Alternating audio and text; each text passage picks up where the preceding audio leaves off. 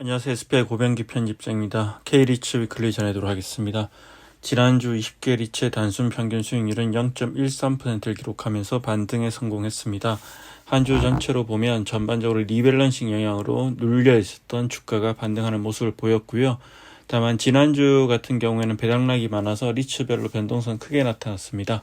한 주 동안 코스피 지수는 0.48% 상승했습니다. 네, 지난주 시장에서 주목했던 거시지표는 미국 연방준비제도 이사회의 통화정책 결정에 중요한 영향을 미치는 미국의 개인 소비 지출 가격 지수입니다. 미국 상무부가 이제 지난 28일날 현지 시간으로 28일날 발표를 했는데 5월 PCE 가격 지수 같은 경우에는 전년 동월 대비해서 2.6% 올라서 시장 전망치에 부합하는 결과가 나왔습니다. 또 전달의 상승률 2.7%와 비교하면 0.1%포인트 낮아졌습니다. 아울러 변동성이 큰 식료품과 에너지를 제외한 그런 PCE 물가 상승률 같은 경우에는 전년 동기 대비해서 2.6% 상승했는데 2021년 초 이후로 3년 만에 가장 낮은 수준을 기록했습니다. 앞서 이제 발표된 미국의 5월 소비자 물가 지수와 생산자 물가 지수도 시장 전망치를 하회하는 등 최근 인플레이션이 둔화되는 모습을 보이고 있기 때문에 금리 인하에 대한 기대감이 다시 살아나고 있다고 볼 수 있을 것 같습니다. 다만 이제 PC 가격 지수 같은 경우에는 이제 한국 시간으로 지난 금요일이죠. 장 마감 후에 발표됐기 때문에 아직 한국 리츠 시장에 미치는 영향이 어떻다고 보기는 좀 힘든 상황이고요. 이번 주에 이제 장이 개장하면 한번 다시 살펴볼 필요가 있을 것 같습니다. 네, 이런 가운데 또 이번 주 같은 경우에는 이제 물가와 함께 연준의 금리 정책 결정에 큰 영향을 미치는 미국 고용 지표가 대거 발표될 예정입니다. 5월 구인 및 이직 보고서 졸트, 미국 노동부가 발표하는 졸트 보고서를 포함해서 이제 민간 노동시장 업체 조사 업체인 ADP가 발표하는 6월 ADP 고용 보고서, 그리고 5일에는 노동부가 발표하는 6월 비농업 부문 신규 고용과 실업률 발표가 예정되어 있기 때문에 주목해 볼 필요가 있을 것 같습니다. 개별 리츠 소식을 살펴보겠습니다. 지난주 같은 경우에는 전체 20개 리츠 중에서 12개 리츠가 상승하고 8개 리츠가 하락을 했는데요. 전반적으로 이제 패시브 자금 리밸런싱 이슈로 억눌러져 있던 주가가 반등하긴 했지만 배당락 이슈가 있었기 때문에 상승폭은 제한적이었습니다. 가장 큰 폭으로 하락한 리츠는 JR 글로벌 리츠인데요. 한 주 동안 4.33% 하락을 했습니다. JR 글로벌 리츠는 지난 6월 27일이 배당락일이었는데 이날 하루 동안에만 주가가 2.78%나 내렸습니다.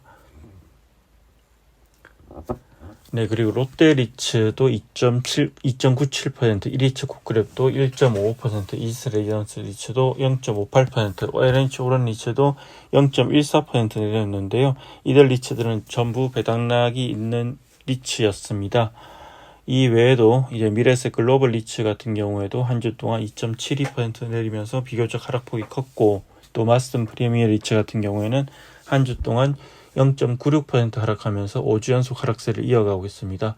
마스턴 프리미어 리츠 같은 경우는 지난 한 달 동안만 11% 이상 하락하면서 20개 리츠 중에서 가장 큰 폭으로 주가가 떨어졌고요. 전반적으로 이제 뭐 리파이낸싱 이슈도 있지만 운용 계획에 대해서 어떤 시장의 신뢰가 좀 많이 없는 그런 상황이기 때문에 향후 좀 이렇게 반전의 계기를 마련할 필요는 있어 보입니다. 그리고 지난 한 주 동안 가장 큰 폭으로 오른 리츠는 신한 서부 T&D 리츠였는데요. 3.60% 상승을 했습니다. 신한 서부 T&D 리츠 같은 경우에는 지난 6월 27일이 배당락일이었는데도 불구하고 배당락 여파에도 불구하고 상승폭이 가장 컸습니다. 이외에 하나 리츠라든지 신한 알파 리츠, 이스밸류 리츠, KB스타 리츠, 그리고 SK 리츠 같은 리츠들이 1% 이상의 강세를 기록했는데 SK 리츠 같은 경우에도 6월 27일 배당락일이었죠. 근데 그 여파가 크지는 않았습니다. 그날 6월 27일도 상승을 했고 전반적으로 한 주 동안 주가 상승폭이 크게 나타났습니다. 그리고 지난주 같은 경우는 전반적으로 보면 리츠들의 신규 자산 편입 소식이나 그리고 뭐 리파이낸싱 이슈들이 되게 많았습니다.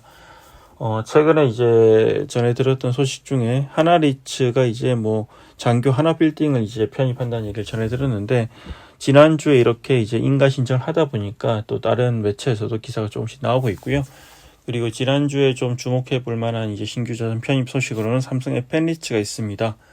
삼성 FN리츠 같은 경우에는 이제 작년 4월에 상장을 했고 작년 3월에 상장한 하나리츠와 함께 계속 비교가 되는데 두 리츠 모두 이제 상장 이후에 신규 자산 편입이 워낙 쉽지는 않았습니다. 이제 금리 영향도 있고 전반적으로 시장 상황이 녹록치 않다 보니까 신규 자산 편입까지 오랜 시간이 걸렸는데 이번에 이제 하나리츠에 이어서 삼성 FN리츠도 1년간의 어떤 공백 침묵을 깨고 새로 이제 자산을 편입합니다.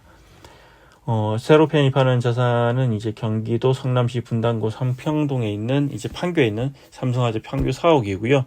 연면적 17,320제곱미터 규모이고 지하 7층, 지상 13층 규모인데 2014년에 준공된 오피스 빌딩입니다. 현재 하나 시스템이 전체 공간을 사용하고 있고 임대차 기간도 기존 2026년 2월에서 2029년 12월까지로 연장하기로 했습니다. 총 매입 가격은 이제 1,258억 원 정도고요. 3.3제곱미터당 가격으로 환산을 하면 2,398만 원 수준입니다.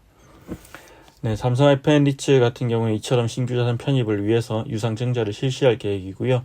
총 655억 원 정도로 이제 유상증자를 실시할 계획이고 신주 발행가액은 4,765원입니다. 주주 배정 후에 실건주 일반 공모 증자 방식으로 진행될 예정이고 구주주 청약과 일반 공모 청약 같은 경우에는 9월에 실시될 예정입니다.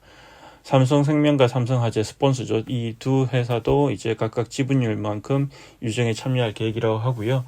또 삼성 FN리츠 같은 경우에는 신규 자산 매입과 기존 대출 리파이낸싱을 위해서 또 4,300억 원을 차입한다고 밝혔습니다. 금리는 이제 CD 금리 플러스 이제 110 베이시스 포인트 수준인데 이걸 감안하면 한 4% 후반 정도의 금리가 될 것 같습니다.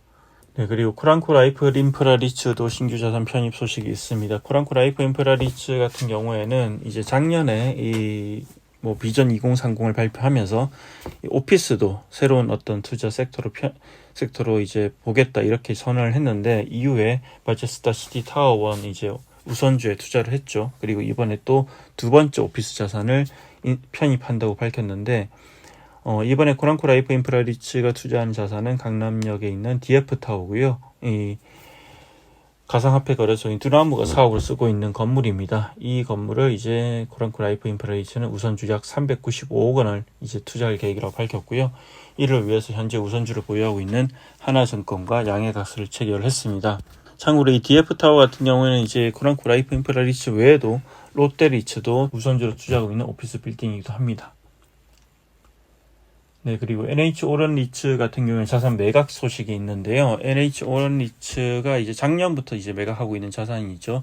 경기도 수원시에 위치한 이제 A1 인계라는 빌딩인데 사실 이제 그동안 여러 차례 이제 자산운용사와 MOU를 체결하고 매각을 추진했는데 아무래도 시장 유동성이 부족하다 보니까 자산운용사들이 어떤 이제 자금 모집이 원활하지 않았고 그러면서 매각이 성사되지 않았습니다. 그리고 이번에 마침내 1년 1개월 만에 거래가 마무리됐는데요. 이번에 이제 자산을 인수하는 곳은 이제 해운 기업인 청경이란 곳이고요. 575억 원에 이제 매각을 한다고 합니다. 기존에 이제 협의했던 곳들이 보면 이제 600억 넘는 곳들도 있었는데 그거에 비해서는 좀 가격이 많이 내려왔지만 그럼에도 불구하고 최초 이렇게 이제 인수했던 당시의 가격 462억 원과 비교하면 매각 차익만으로 113억 원 정도가 발생을 했고요. IRR 기준으로 하면 16.9%의 수익을 올리게 됐습니다. 그리고 이제 NH오런리츠 같은 경우 이번에 자산을 매각한 대금을 활용해서 특별 배당을 추진할 계획인데 연말께 특별 배당을 추진할 계획이고 아울러 이번에 이걸 이제 매각을 발표하면서 향후 운용 계획에 대해서도 한번 이렇게 얘기를 했습니다. NH오런리츠 같은 경우 지난번에 이제 보면 이제 강주 자산을 편입할 때 SPI에서도 지방 자산을 편입하는 거에 대해서 이렇게 우려를 나타낸 바 있는데 실제로 이번에 이제 밝힌 운용 계획을 보면 앞으로는 서울의 핵심 권역 위주로 자산을 매입을 추진하고 또 지방에 위치한 비핵심 권역의 자산은 매각해서 포트폴리오를 재편하겠다 이렇게 이제 밝히고 있습니다. 네, 그리고 SK리츠와 하나리츠의 리파이낸싱 소식이 있는데요. SK리츠 같은 경우에는 오는 7월 5일에 만기가 도래하는 SK 서린빌딩 담보대출을 차안하기 위해서 4,418억 원 규모의 리파이낸싱을 진행한다고 밝혔고 대출 기간은 3년 이후 금리는 CD 3개월물 금리 플러스 75 베이시스 포인트 수준으로 4% 중반 정도 됩니다. 기존의 이 담보대출 금리가 2.08% 수준이었기 때문에 기존 금리보다는 아무래도 오를 수밖에 없고요. 또 SK리츠는 이거 외에도 오는 7월 7일에 만기가 도래하는 주유소를 담보로 하는 4,368억 원 규모의 리파이낸싱도 예정되어 있습니다. 이 두 개 같은 경우에는 기존 담보대출 비해서는 금리가 불가피하게 오를 수밖에 없을 것으로 보이고요. 네, 그리고 하나리츠 소식입니다. 하나리츠 같은 경우에도 기존 차입금 상환을 위해서 3,276억 원 규모의 리파이낸싱을 진행했는데요. 이번에 이제 리파이낸싱을 진행하면서 대출 만기도 3년을 늘리고 조달 비용도 낮췄습니다. 하나리츠는 이번에 조달한 자금과 이제 유보하고 있던 현금 100억 원을 활용해서 기존 대출 3,376억 원을 차환을 했는데요.